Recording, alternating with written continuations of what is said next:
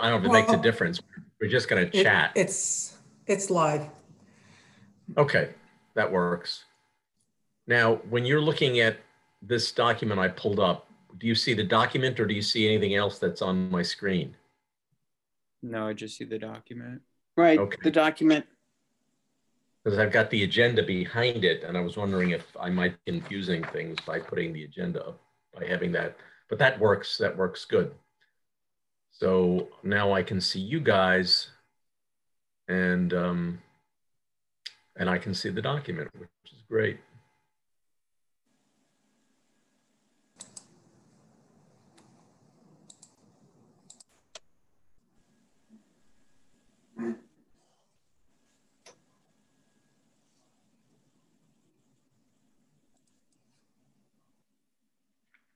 I'm sorry, I just had a question before we start. I don't think we ever approved the November 13 meeting minutes, but I'm not sure.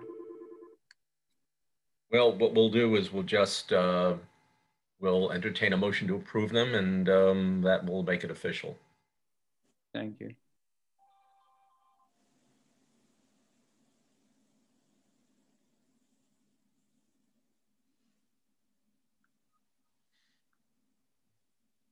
Michael just sent an email saying he's re-logging in. Okay.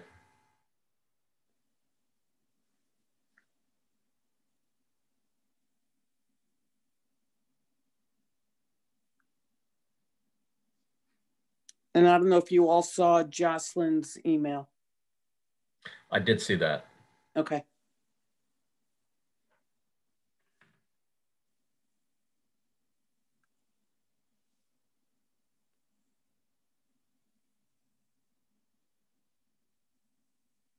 Well, we'll need at least one more for a quorum, I think. Yep. So Michael should make the quorum.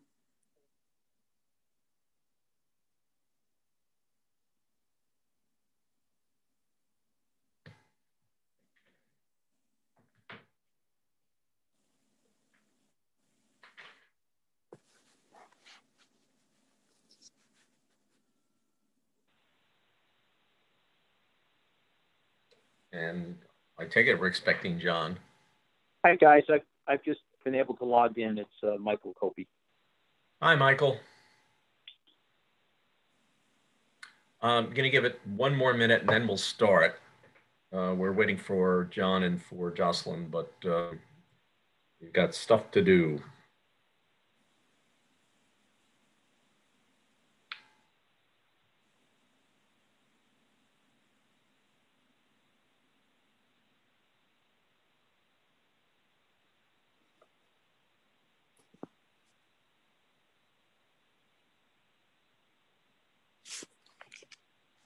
All right, at 12:03, I think we ought to get going. So there are 4 of us, and I will entertain a motion to formally convene the meeting. I make a motion. Second? Second. I think I can say hearing without objection so ordered, so we can begin the meeting. I hope you all had a healthy and safe and enjoyable Thanksgiving. And now we move on to the longer holiday season, and hope you're all safe and happy and managing during this crazy time. So let's begin. Brian emailed us earlier and indicated we may not have approved the November 13 minutes. So is there a motion to approve the minutes of November 13, 2020 for the committee? I make motion to approve. Is there a second? Second. Any discussion on the motion? If no discussion, all in favor, please say aye or raise hands. Aye. Aye. Aye. That motion is carried. The minutes of November 13 are approved. With respect to the minutes of November the 20th, and we've received Brian's final edited with track changes, and we can put that in final upon our discussion here. Is there a motion to approve the minutes of November 20? I make a motion to approve. I second. Is there a second? Thank you. All, any discussion on the motion? If no discussion, all in favor, say aye or raise hands. Aye. All opposed? That motion is carried. The minutes are approved. Okay, let's go on to the first item on the agenda, which is our committee solicitation letter to the community. As you will have seen in the emails that I sent immediately following our November 13 meeting, I'm sorry, our November 20 meeting, and the exchange of emails, replies from some of the trustees, we have the approval to send a letter out through the village mailing lists. And I was instructed to get in touch with Jerry Barbario and Augie to arrange for that mailing. I let the week go, given that it was a short holiday week. I then got back in touch with Jerry Barbario, left him a voicemail, and the reply is that they're very busy with other stuff. The last thing I would do is criticize full-time civil service employees of the Village of Mamaroneck, or with that regard in any governmental agency, who are under deadlines to do other chores and tasks. So I don't, in any way, I'm not criticizing Augie or Jerry for what they are doing to prioritize, but I have to say I'm a little frustrated at the fact that that this committee business formally began, or was supposed to begin, on October the 1st. And here we are on December the 4th, and we can't get a letter out to the community other than through our own means and through Trustee Natchez's mailing list. It would seem to me that give us a couple of mailing lists, get the letter out. Trustees, get the letter out on your individual mailing lists, and we have no confirmation from anyone other than Trustee Natchez that was done. So I'm a little frustrated. My initial reaction, as I think I indicated to you in the email, that at the very least, this is reason enough for us to extend the term of our work through January, because we have to hear from the community. We have to let the community know that we're doing this work. I can think of no higher priority than getting input from the people who this code affects. So I welcome any suggestions that you may have as to how we may move this thing along. Hey, I thought that, go ahead, please.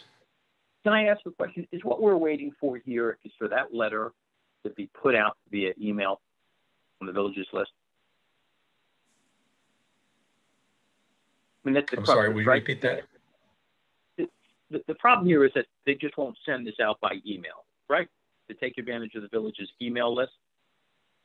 Yeah, there are various email lists that the village has on listservs, and we have their consent to use them. What we need is an instruction from someone to the village manager or the village clerk to say, please do this, and do it now. Yeah. My feeling here is that, mine is that we give it till Monday to close the business Monday afternoon. After that, we convey a letter to the board that this work is holding us up, and we would hope it'd be done, within the next 48 hours. Some deadline there, so that there's an understanding that, hey, this is holding us up, and how quickly we think it should be done.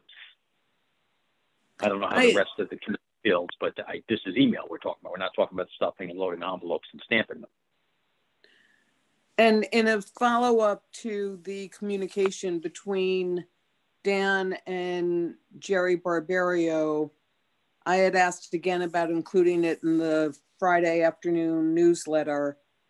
And Jerry was going to follow up with Robert, but we never heard another word. So I don't know where that stands, if it's going out today or not.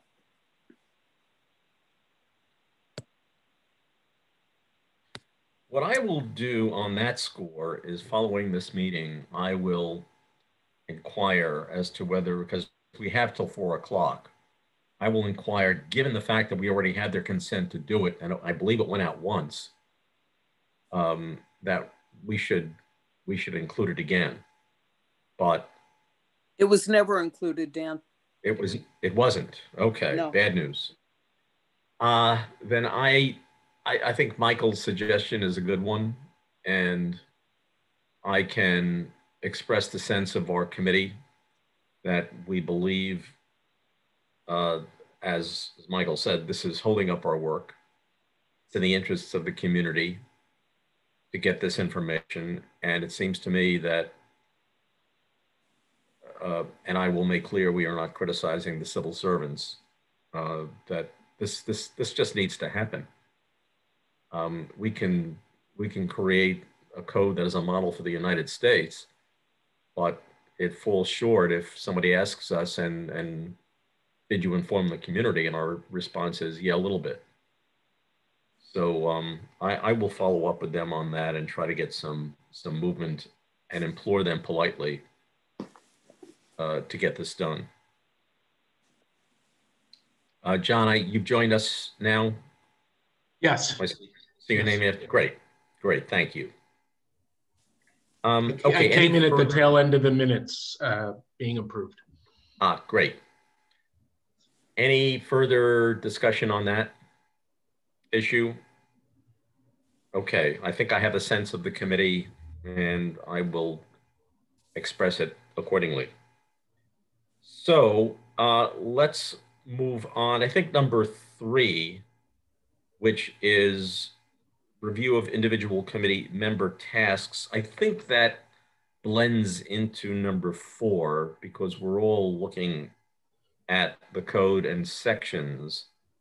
So unless anyone has something to, let me ask, is there, before we get into the code sections, are there any individual tasks that anyone would like to address? Yes, so my open item, and I sent out a very terse or brief email on it, was to follow up with the state on training. And there's nothing regularly scheduled. The gentleman finally did get back to me. However, and I haven't checked if it's been done yet, but the recording from the conflict of interest class will be posted on their website so that anyone can take that at any time. So that might be something we want to leverage as a recommendation to the board to use for training.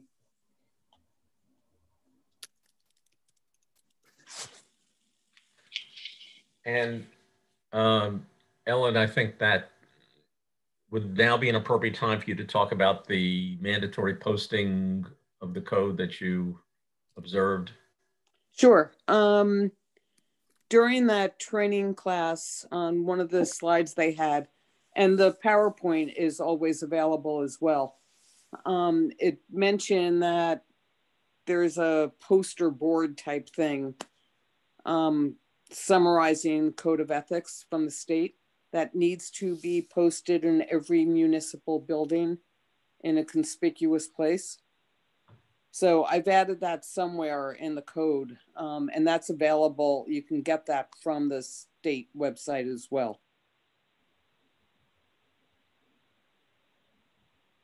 Great. Okay. Any other items under number 3? Yeah, I just had one thing. So I'm still making not a letter, a list of community organizations. And that's like my question. If the village isn't sending our letter, then like with the community organizations, aren't we just going around the village? Like, like say like a village employee is a member of all these like different community organizations. It's like, okay, we're not allowed to question employees. Yeah, we just like went around the village and pretty much did that. So that's my question. I think we're agreed that we can send the letter out to community organizations, and if it incidentally reaches a village employee, that is not in violation of our instruction to directly communicate with them. All right, I'll get that by this weekend then. Thank you. Yeah, I think we're fine on that. Okay, now moving on to item number 4, review of proposed amendments, edits, etc., to the Code of Ethics. My question to you all, and Ellen and I discussed this yesterday, how would you like to proceed? Would you like to scroll through the Code of Ethics from the beginning and see where we are on various changes from page 1 through the end? Or would you prefer to address the individual sections where we've made substantive changes, discuss those, and then go back at some point and go through the code from beginning to end? Yeah. So go ahead. You know, for me, I think it's best if we started with that process first as a group, even if it was just a quick overview that we could say that before we began the work, we reviewed it as a group together, looking at it, and anybody brought up comments that they had on any topic. So are you saying we should start from the beginning and scroll our way through? Yeah, and I recognize that that's going to take some time, but I think some of it will go quicker, and I just think in terms of process, I mean, we sit down, we go through this together as the group from top to bottom. Some of it will be very quickly, and some of it will, we'll have comments on, but I think it's important that we go through it first together, and then anything that happens after that, at least we've gone through this as a group. Okay, I think either way we do it, we're going to go through the whole thing, and whatever point we reach the end of our deliberations, we'll all have a chance to make final edits. But I'm fine with that. I'm happy to go through it from the beginning and work our way through. And just, for the rest of the committee here, I'm not looking to read every single sentence or everything. Some of this is going to be, inconsequential. We're going to scroll through it. I just think as a process, the first thing we do is to go through this as a group. All right, and I also want to repeat what Ellen very astutely pointed out a couple of meetings ago, which is that however we present this to the Board of Trustees, they are going to consult with counsel and presumably with people who are bill writers or law writers and check it against prevailing statutes, and that's edited in accordance with the way laws are supposed to be written. So we don't have to be James Madison here. We can do it. I think the way we're doing it is pretty good. So with that in mind, any other thoughts on that? Because if not, I'm ready to start rolling through.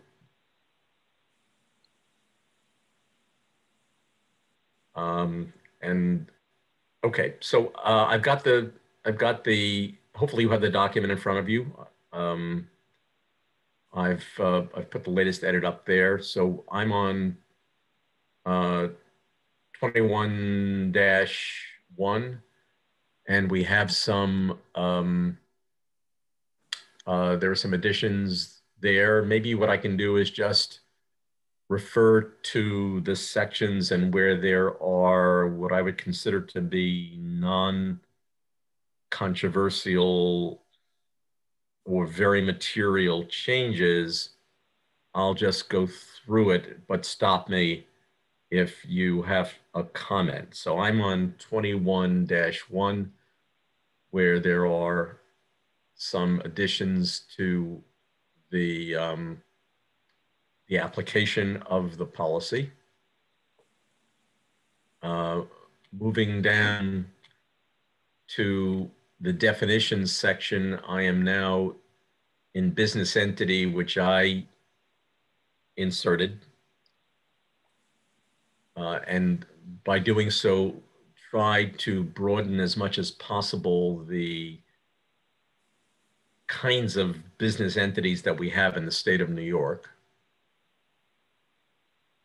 I next added a section on confidential information,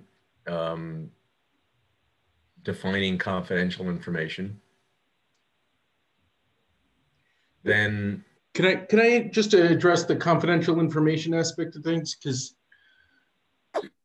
the ethics board doesn't have the authority to remove anybody from office or appoint anybody. So I'm not sure that there's really any provision. There's no provision in state law for confidential information to the ethics board. That's, you know, I think, I'm not sure that that's entirely well thought out, because usually confidential information has to fall under an exclusion with the open meetings law. And since the ethics board does not have the authority to appoint somebody or remove somebody from office, there really is no there's no state law exclusion there. And I'm not sure how we get to there. And frankly, I'm not sure how the ethics board has been doing it all along.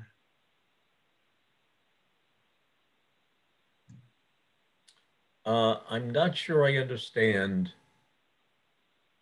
your comment. You can say we would like to keep information confidential. At the end of the day, New York State open meetings law and freedom of information provides that even if you have it in your law that you would like information to be confidential, state law supersedes it. I understand that.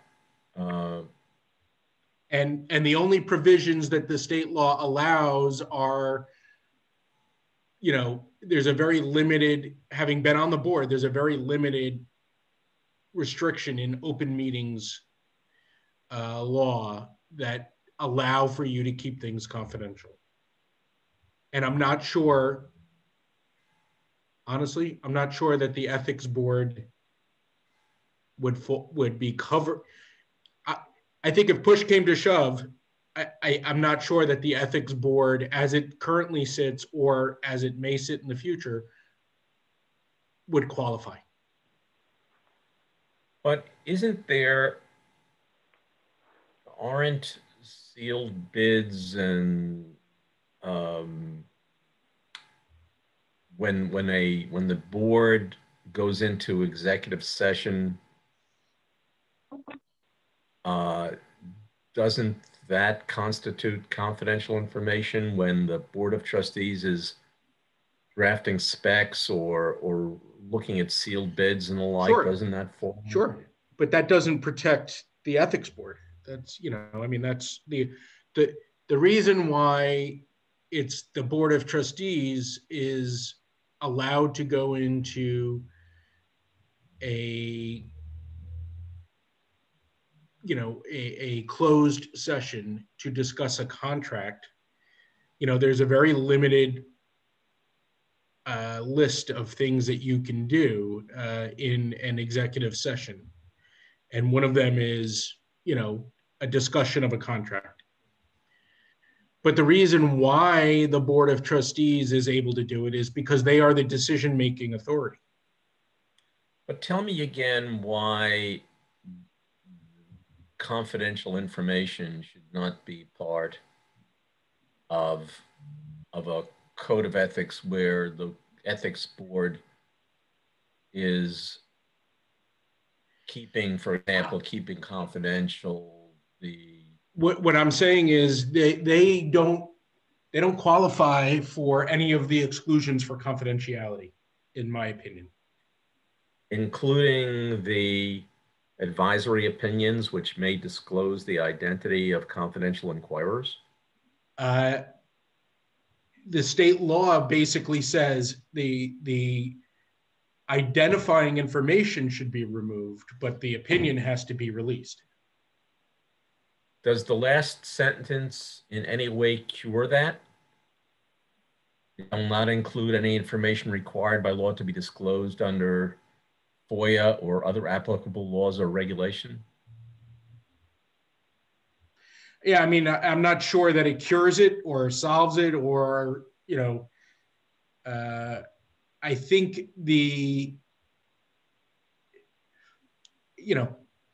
I don't know, honestly. I mean, I think we'd need an attorney with ethics board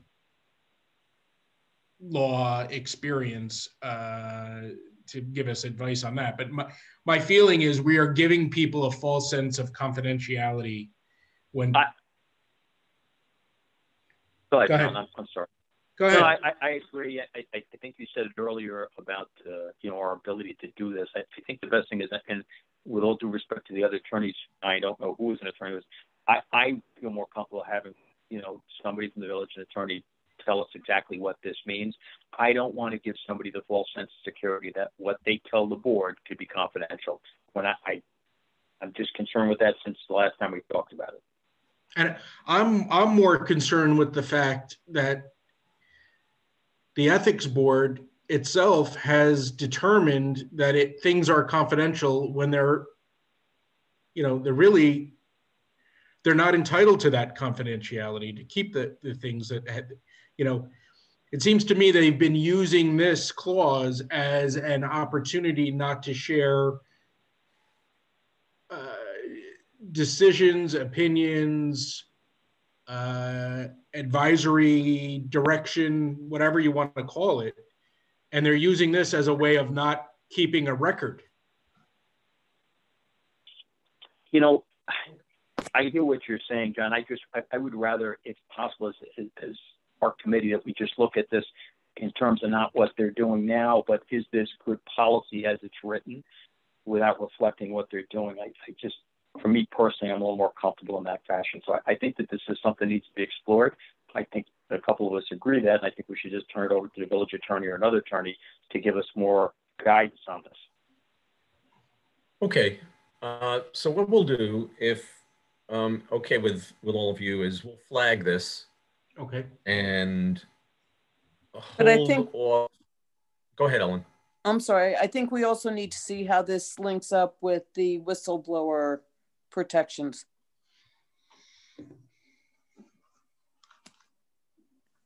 And I think that will make Michael feel better. Yes. All right. So we'll flag this for further study, and we may wind up doing is, I don't want to get too far ahead of ourselves, is we may just say that as a group, we wish to assure that there are some protections for what confidential information may be protected, and let the board figure it out. But good comments, and as I said, we'll flag this for further attention. Let's moving on to, and by the way, the definitions section of the existing code is not very long, and so I added stuff which I thought was appropriate. So there are references to customers, I think, and clients, and so I added this section on customer or client.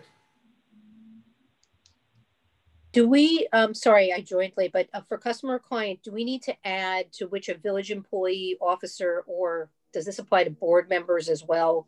Like we fix the definition, committee members and board members, or is it just employees and officers of the village?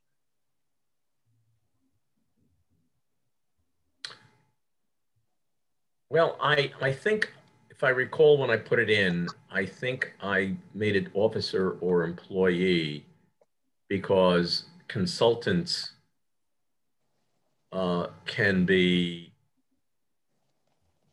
have a single exposure to the village with respect to a discrete contract, and to make it universally applicable to somebody who has a small contract would not be. Yeah, that makes sense. How about board members though? Or did you exclude them for a reason? I think, let's see. Only because you added them in the prior definition somewhere. I had seen. So Yeah, in the preamble, in 21.1, you added, I believe, a bunch. I actually added that. It includes beyond employees. It's more broad. So I just felt for consistency, you might want to expand this, unless the $500 payment doesn't apply to board members. I mean, obviously, I think it should, but just a thought to make that more aligned. Just a suggestion. Well, I think under the section, the existing section of officer, board member, or employee includes all decision-making officers, employees, and members of any decision-making body, board, committee, etc. So I think Officer I put that in because it covers it. Oh, okay. Well, except I think to Jocelyn's point, in this blurb, the new blurb, we're specifying village employee or officer. And if you scroll back to the definition you just showed, it specifies board member. And I just see it as an opportunity. One could exclude the other. So I think we do I'll throw it in. Yeah, I think we need to be consistent. All right, I'll put it in. I had a law professor who said surplusage doesn't vitiate. And we used to scratch our heads saying, what in the world is he talking about? But it was one of his favorite expressions. It means that if you add a couple of things like we just talked about, it's not going to dilute the content in any way. I'm full of those words of wisdom, by the way. So, okay, the next, Can we go have a little bit of a discussion further about that, only because I think you had said, I'm just thinking about a hypothetical, somebody who is on a committee, who is also working for, has a contract with somebody to do architecture work. How does that play in this clause? Presumably it would be more than $500 worth of work, but it's a one-time contract. It's not an ongoing annual contract.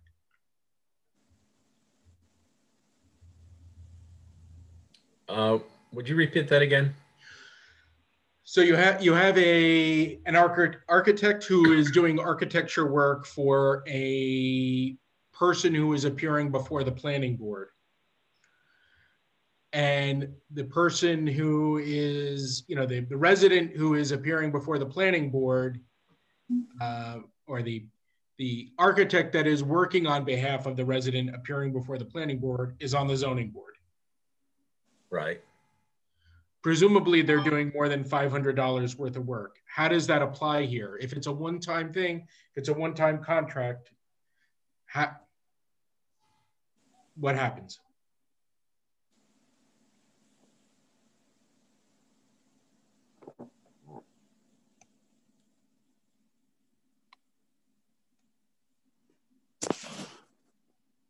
Well, I'd have to, I don't have an immediate response unless I see the context and how, and see the impact of this in that situation. How, I'd have to do to see where the.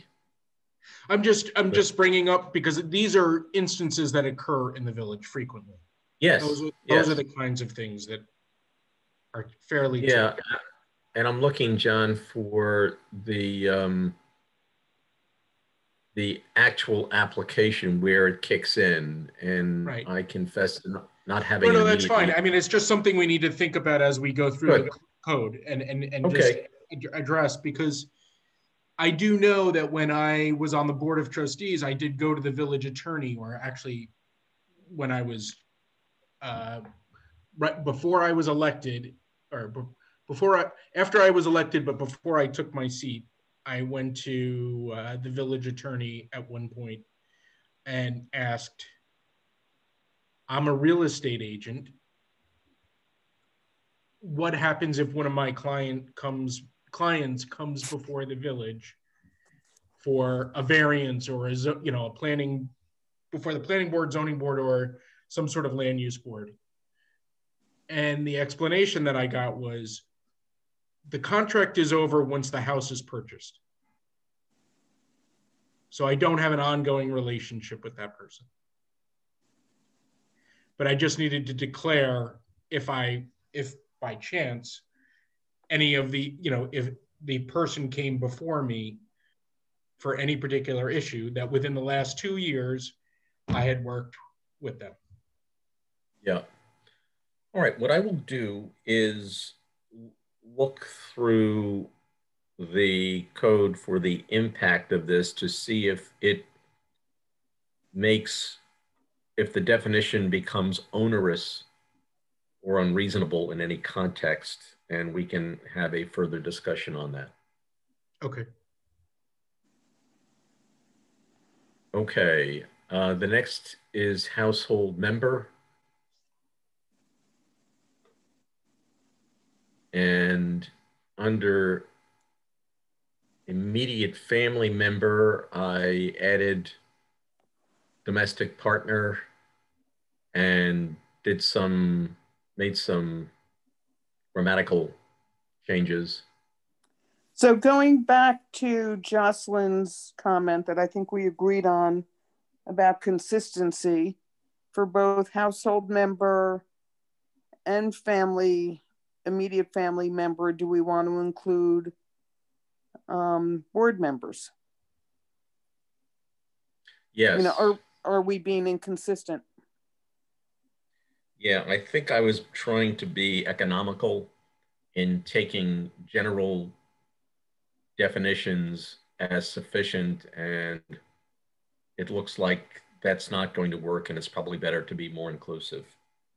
Well, if we want to be economical in the wording, if we go back to page 1, where we're describing the who, if we're saying that who's ever defined as, the code of ethics applies to, we can then come up with a term and replace all of this with that term. Like village officer, at parentheses, inclusive of board members, committee members, and parentheses, and then anytime you use village officer, you're covered, to Ellen's point. I love that. You could be economical. We don't have to, yep. Okay.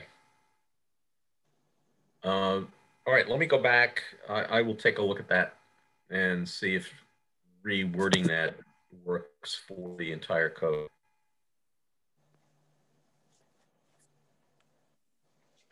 Any other comment on that? Immediate family member, domestic partner, okay? Yep.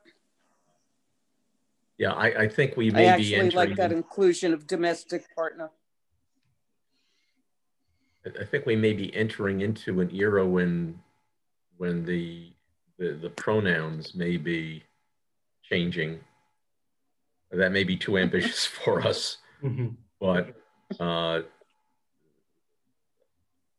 when I went to my college reunion 2 years ago, I was given a choice of pronouns for my identity badge, and I respect that. It's the way it's a generational change, I guess. So but it may be a little ambitious for us here, but I'm certainly entertain any suggestions along those lines. And I think the word there, THEIR, is now acceptable to substitute for his and her. So without getting into that right now, give that some thought if we want to make a change to update the language in the code to see if we want to eliminate the him, hers, and the his, hers. Can I just, that's probably something that may need to be more village-wide too. I mean, that, as far as all of the code, if you know, for consistency. Right. Well, we can be the trailblazers. Yeah. Okay, now I'm moving on to the definition for interest. And under A, I have made the change indicated.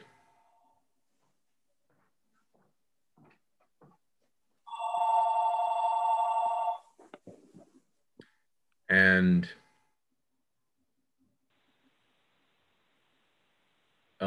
made the consistent change with in B for business entity to take in the new definition. And I believe C, the old C, is now subsumed into B.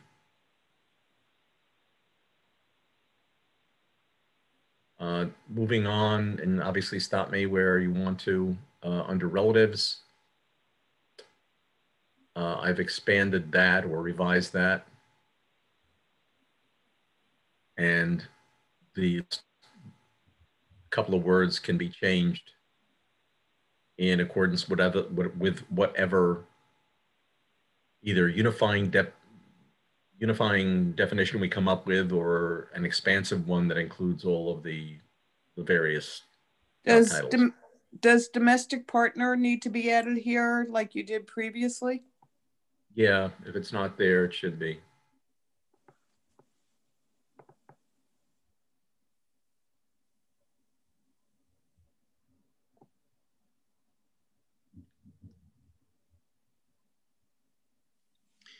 And I've inserted a definition for sibling because I think sibling appeared once or twice in the code without an appropriate definition.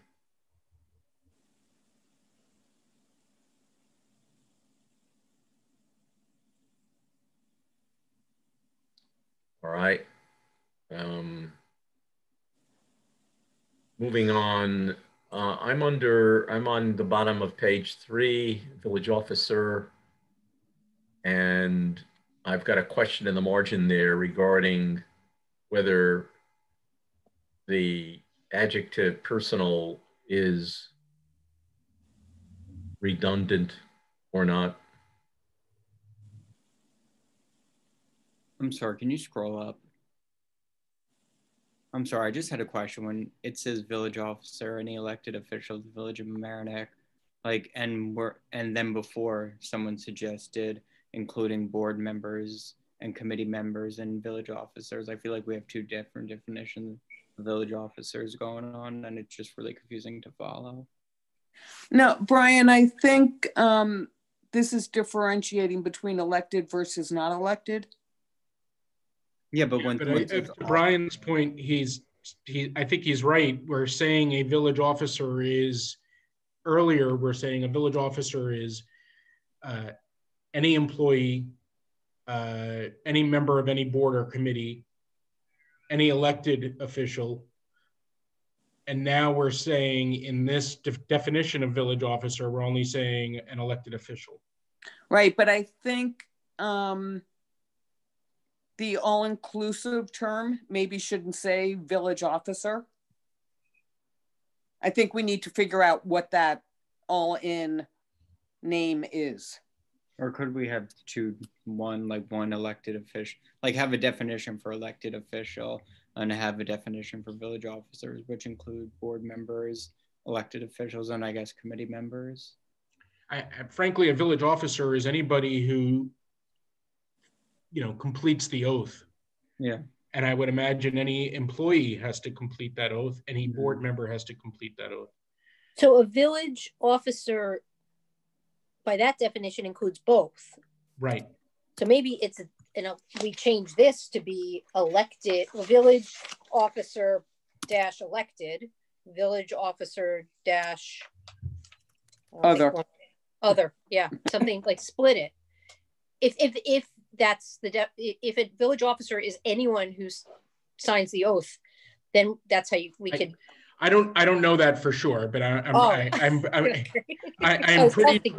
pretty sure that every committee member has to sign the oath, yes, regardless of whether it's a decision-making committee, with authority like a land use board, or it's us as the ad hoc advisory, ethics committee, where we theoretically, we're advisory. We had to sign it. I know the Board of Trustees has to sign it.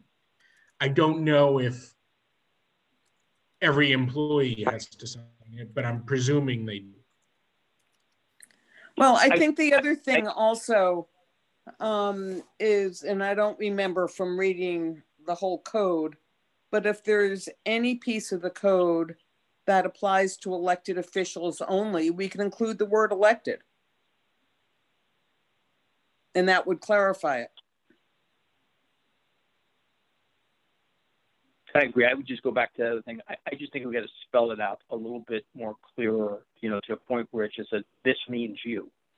And, we, I don't know how else to put it, but you're saying the same thing from a different perspective by singling out the village elected officials. I would just put it right in there, exactly who this means, who, if I'm a village employee and I'm doing whatever, I look at that, I say that's for the board.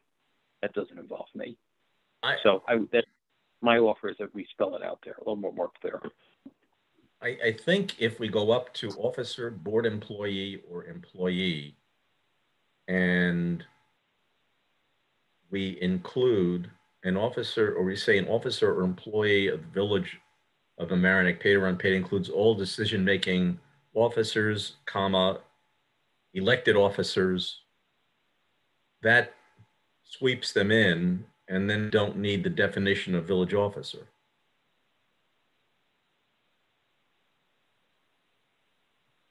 My head hurts. I'm going to work on this. I think if that works, I'll put that in, and then we can figure out whether that covers it. But it does. There's no question. It sticks out there. Like, what do you mean by that? All right. Thank you. I'll work on that. Okay. Minor point under 21.4A. It just jumped out at me. Do we need the word personal? Isn't a financial benefit a financial benefit? Isn't by definition personal? Yeah, I think it's redundant. Yeah. Okay. You mean personal or direct? Well, I would take it out because I think that the term benefit is the term that we want to focus on. Personal or otherwise is just an adjective to describe it. The key is benefit. Yeah, but I mean, I think, how far down do you drill? Because, from my opinion, as a member of a board, you clearly have a financial benefit in, the effectiveness of the village and the effectiveness of the village government. So, I mean, it's a degree of practicality, you know?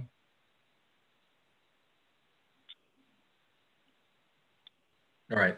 Well, why don't we leave it in for now? I don't mind removing personal, but I think somebody needs to have a direct financial benefit in order for it to be a prohibition. You know, an ancillary financial benefit is, we all have an ancillary benefit for effective. I like the word direct better than personal.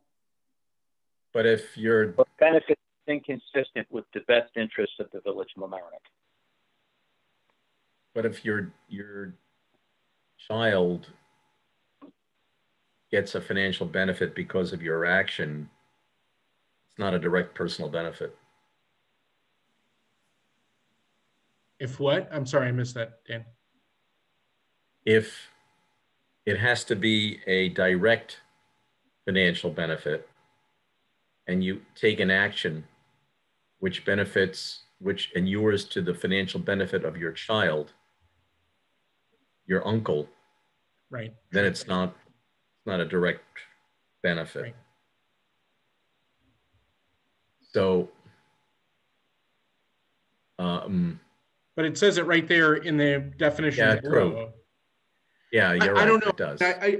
My concern is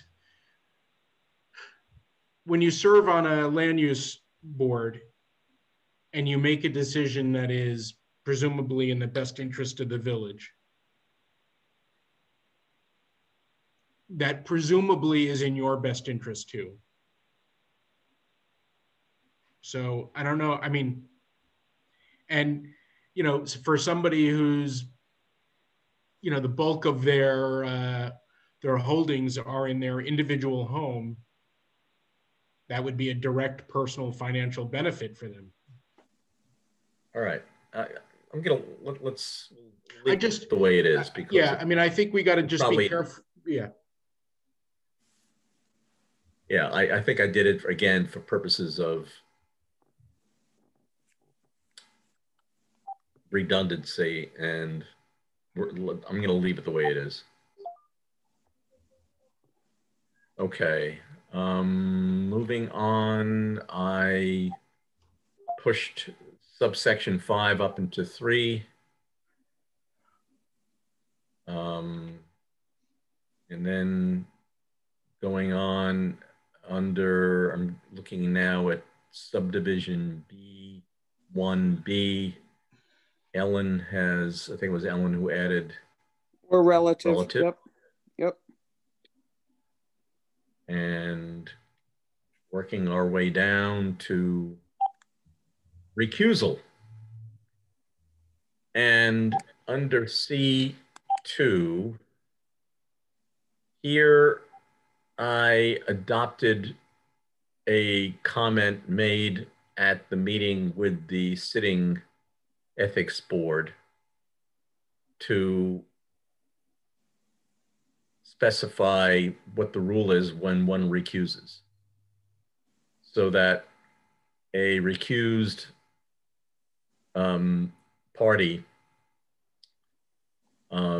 must refrain from participation, which includes attendance at any executive session or other non-public meeting at which the matter is considered. So that's clear. And next, Ellen, would you like to discuss section 3? Yeah, I'm reading what I put in. I got this from the Harrison Code of Ethics.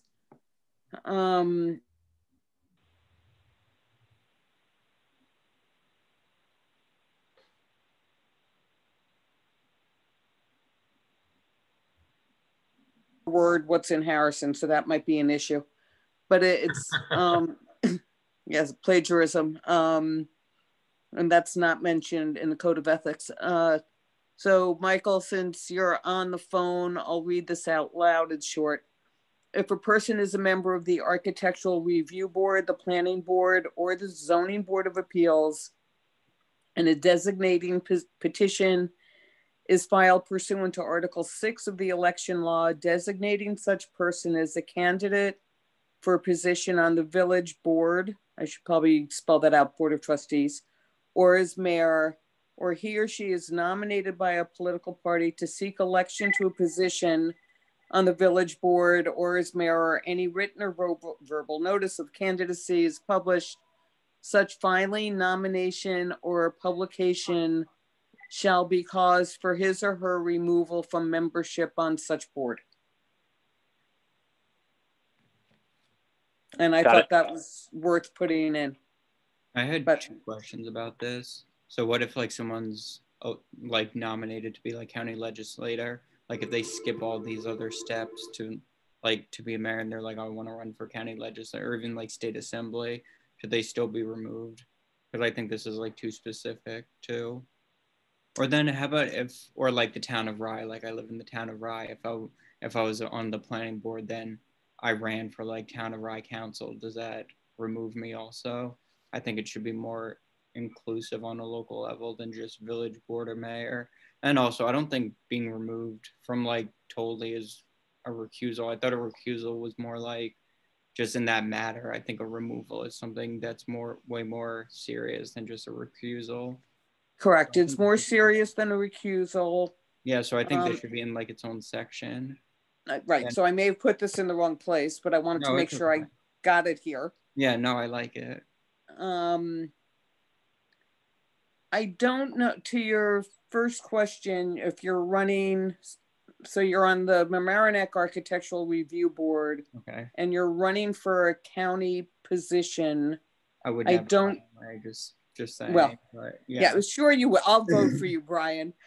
I'm not sure if that's a conflict, but it might. I don't know. I think it might be. Yeah, like up for discussion. And like, what if they're like, oh, I won't vote for you because you denied me this? I don't know. I just think it gets a little like murky. I don't know how to describe it. Yeah, I'm not sure why this is necessary. I mean, on one level, if you're serving on the zoning board or the planning board or some other committee,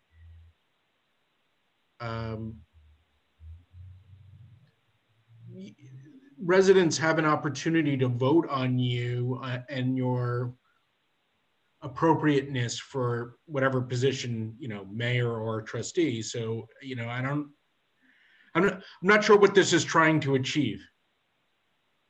I think to remove any question, and one of the things we discussed at, I think, our first meeting, perception of conflict of interest. If I'm running for a local office, I really shouldn't be on any of these keyboards. I think sort of the opposite, frankly. I think most of these keyboards provide a lot of insight into the village and frankly are the way people learn about issues in the village that are concerning to them, and then they go on to run for office. Right, I'm talking about at the same time though. Yeah, what difference does it make if let's throw out there, I'm on the planning board and they want to convert Village Hall into apartments. They want to sell it to a developer, and I'm on the planning board and I'm involved in, you know, the approvals process for that. And I've made my opinion clear on how I feel about it. I get elected to mayor or trustee, and then I follow through with how I voted consistent with my planning board position. So while you're running during your campaign season for mayor, are you still on the planning board? Why would I not be on the planning board? Terms, I don't know. You may have been. Yeah, no, I'm saying, yeah, no, I'm a sitting planning board member. Okay. I'm sorry, I just think it's a potential conflict of interest, but all edits are here for discussion with the group. But there is no conflict of interest because as a elected, I am entitled to my vote. right? I just had a question. I'm not sure if it's was mentioned in the code of ethics, but I know in the past there have been board of ethics members, or like they serve a year and then they go on to run for the board of trustees and then they resign from the board of ethics. So I wonder if that should be put in there. Like if you're on the ethics board and then you decide to run for trustee, great for you. But like, should you have to remove yourself from that board in particular? So do we agree there's no way we're going to be able to like address all the hypotheticals? Yes. Right. So I think this is the meat of, I think, what we're being asked to do. Are there general terms around what absolutely, like if we go a little higher for a moment versus the little specifics, when should one recuse? Are we comfortable with how it's outlined in this description? Clearly not. I mean, I'm not, but because I think that's where we've had issues. How do we kind of bring it up a level as to, is it a case-by-case basis, or is there clear direction we're giving around when, can we give clear direction on when one should recuse? I think that's the question we should be asking ourselves. I think that the last part of it is give the reasonable appearance of a conflict of interest. And I think that the catch-all, the end portion of that, that's where we focus and we capture what you're saying there. Right? But are you done, Mike? Yeah, I'm done. I had one more thing on that. I think the other thing we do is when we leave stuff, it says and or in terms of how this recusal is done. That just before I forget, I think it's got to be both, right? I don't want to leave it to one side or the other. I think it should be public, and I think it should be in writing. I'm with you. I wonder why Harrison did it. I wonder why Harrison did it. I don't know if they put it in because they had a problem or. Sounds like something like they had a problem. All right. So can I just, to go, and I hate to rehash all of this, but so at the time when we were discussing this, when I was on the board, the idea of a reasonable conflict of interest was discussed by the Board of Trustees. And the thought was that the ethics board would be able to help us ferret out exactly what a reasonable appearance of a conflict of interest was. You know what I mean? So, but we haven't gotten there because we don't have any documented advisory opinions or ethics board opinions. So the narrowing down and the clarification process of what a reasonableness is not there.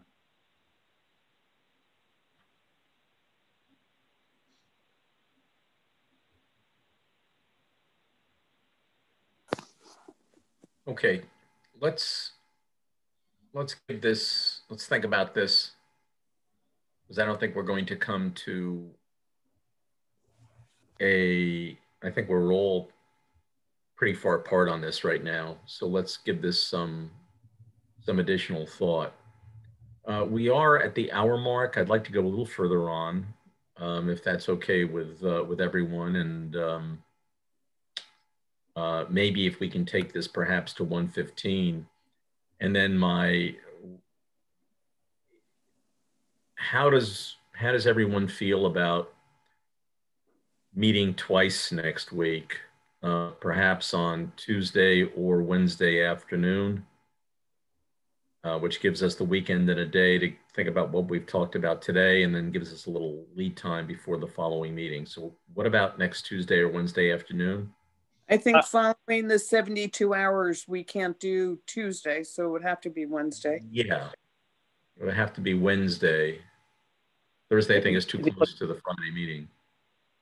If I could ask, I'm okay with 2 meetings and the length. If we could just do the second meeting towards the end of the business day, or even, right at dinner time, and I know that might be inconvenience, but if we could just get this later in the day, that would be good for me. Guys, if I can, Yeah. it's 72 hours. It's not 72 business hours. So it's Oh, okay. 1 o'clock, Saturday, Sunday, Monday. Monday, 1 o'clock would be 72 hours. Thank you for clarifying, Sally. You're welcome. What if I could offer? Why don't we just, as a group, if we could project these meetings, whatever that second time is, and then we could always cancel them. But this way, if we felt we needed that extra time, we would have it built in. The public notice would be there, and we could cancel it later. All right. So if we said Wednesday at, how's Wednesday at 5 o'clock? That works for me. Works for me. Fine for me. All right. So Same. that's wonderful. I will let Sally know if, unless I don't say, yeah, Sally, you're on. Yeah, I'm here. I'll notice it for Wednesday at 5. Excellent. Great. Does that mess you up, Sally? Yeah, no, I work from home on Wednesdays, so I can do it. I'll just, no, I can do it. My family will get takeout for dinner. That's all. So you kind of get a night off.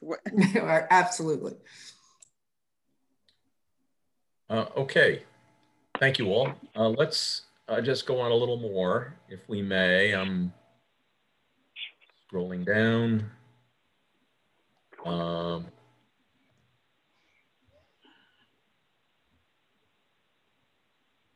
I'm down on nepotism 1C.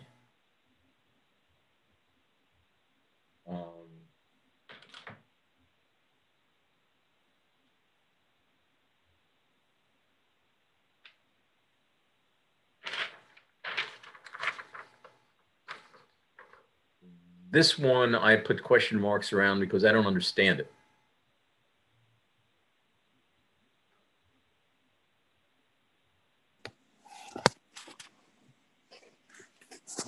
Because it introduces terms that seem to me to be foreign to the language of a law.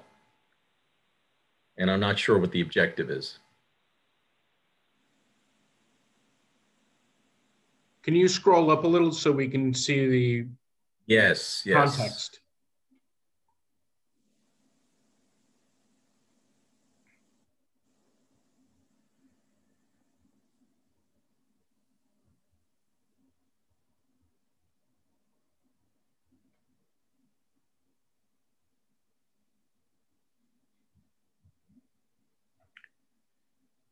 I'm not sure where you're concerned, Dan. The last sentence bracketed by the question marks, what does that mean? Every other option, including reassignment within the village workforce, would be considered in good faith before layoff. We don't define layoff, or the code does not define layoff. It seems to be an editorial comment that's been plugged into the statute. Yeah, so I saw that too. I think what we want, because what we're saying is we will lay you off if we can't find you another. I think it should just be clear that what the policy is that we will not have any two people reporting to any two related people, and define what related is, reporting to the same leader. I don't think we need to say how we will handle those situations if they're inherited by chance or if people get married. That's how HR will handle, that's not, to your point, in the code.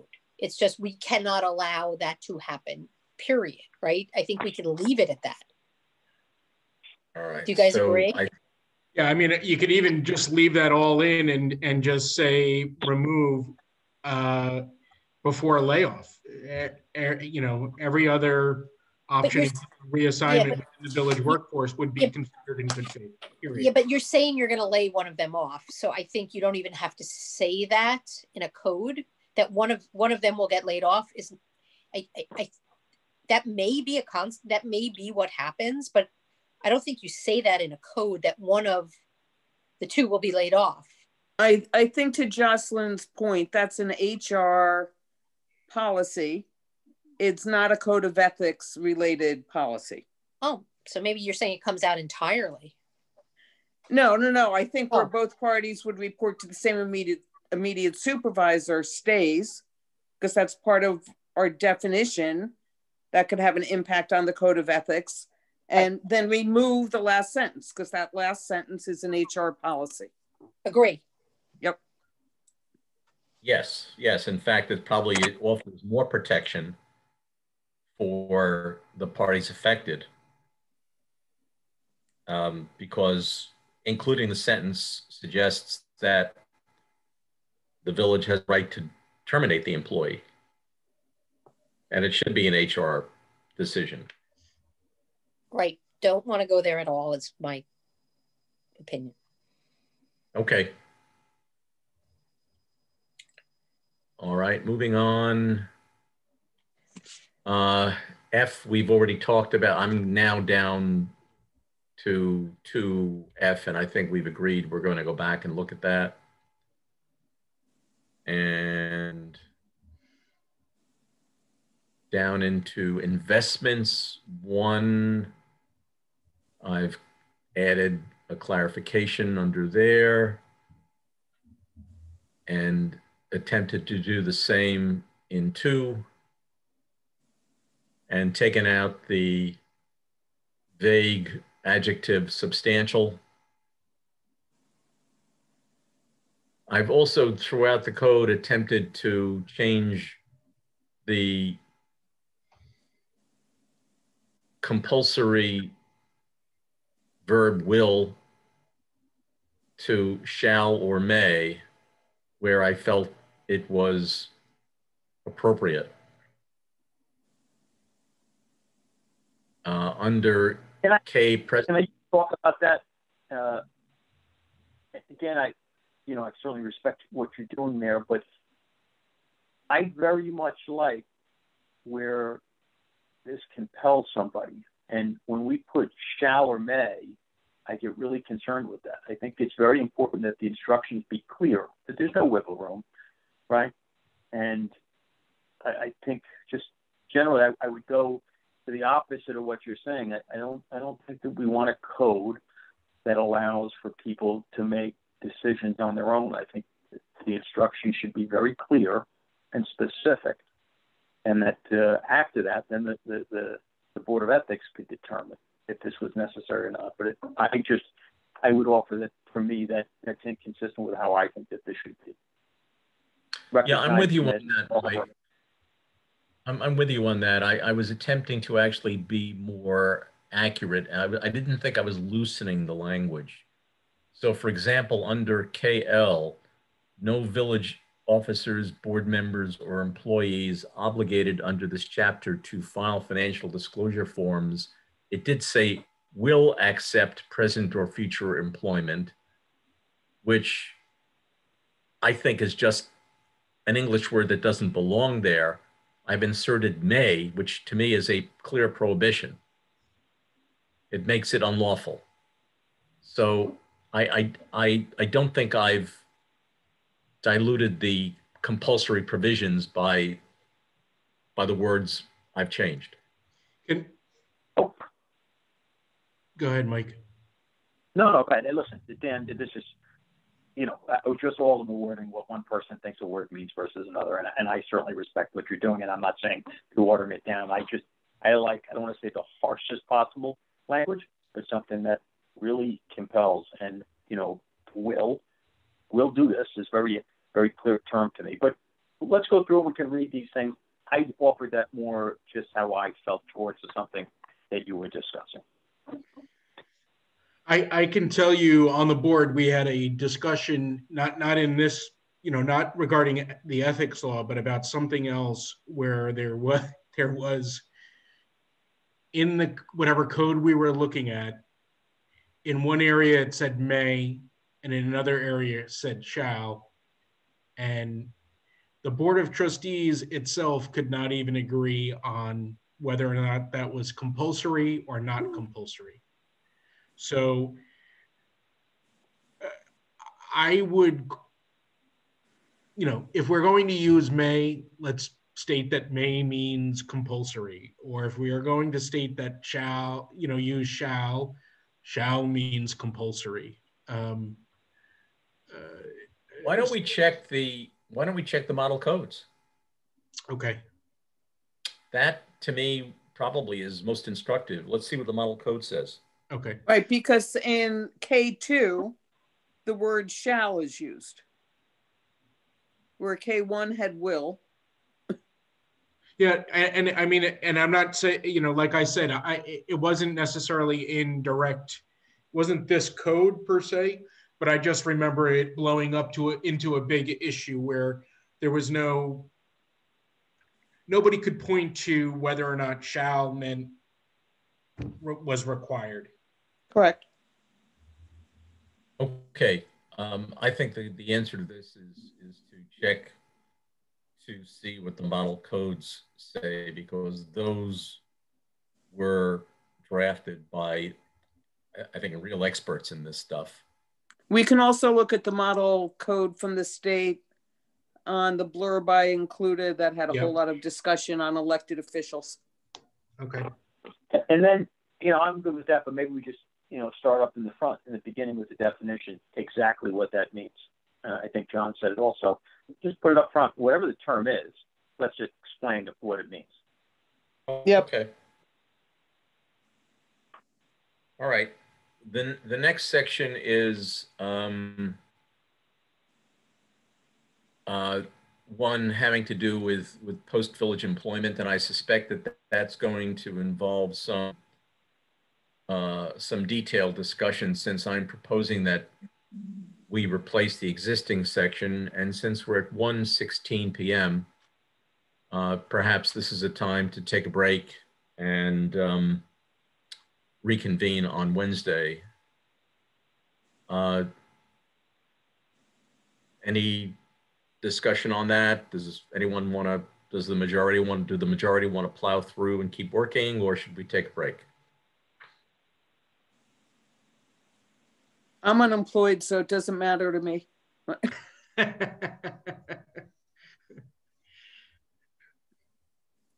I'll let Mike answer. And Brian and Jocelyn. Yeah. I don't care, but if I can also propose that for the next meeting, if we can, set it a defined limit. I mean, if it's an hour and a half, we do an hour and a half, whatever the time limit we want, just so we all know we can adjust our schedule. And when we sit down, we have that going into it. All right, let's since it's a special meeting, let's compromise and say we'll meet for the period of time we met today, and we're in 15 minutes. I think working through statute language can be pretty draining, and I compliment you all on your patience and in doing so this afternoon. It's a pretty thick bramble, so I would suggest that we stop for now and reflect upon what we've discussed. Hopefully, I can get back to you some of the changes we have agreed on. By then, I think I will. And why don't we reconvene on Wednesday at the agreed upon time, and 5 p.m. and Sally will ask you to send out the appropriate notice. So Dan, we're meeting on Wednesday and Friday, correct? Correct. So we need, Sally, do we need to send out, are you going to post both Friday's notices? already done. Friday's already done, John. Okay, all right. Web, just wanted so to be clear. I didn't want us to meet on Wednesday and then not be able to meet on Friday. That's all. No, Friday's already noticed, and I'll notice Wednesday. Okay, thank you. You're welcome. All right, so we'll entertain a motion to adjourn. I make a motion. Second. All in favor indicate aye or raise of hand. Aye. Aye. Okay, the meeting is adjourned. Thank you all very, very much. Have a wonderful weekend, and look forward to seeing you Wednesday at 5. All right, great. Thank you. Take care.